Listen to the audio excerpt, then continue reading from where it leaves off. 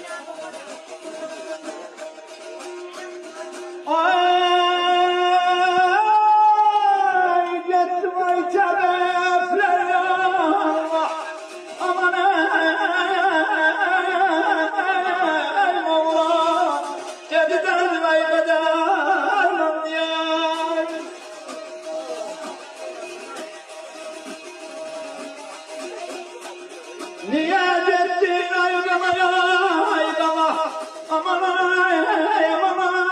güzel, boynumdan yamaya yamaya.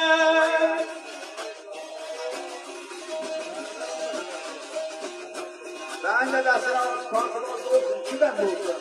Şarmaz kuyuda dıranı oluyor sözleri.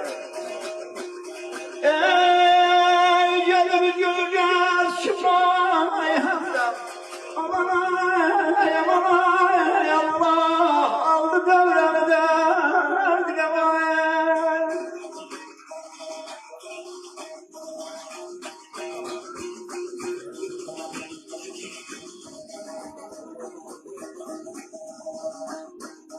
Ben parayla sağlamaya Instagram'da. Ay canım şahine şamşam. Aman ey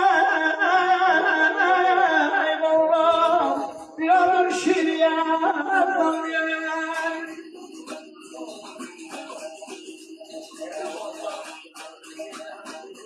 Ay Ermeni yaykaner beni, aman ey güzel, geçme bu döneler beni ey. Çok sağ olasın. Güle güle.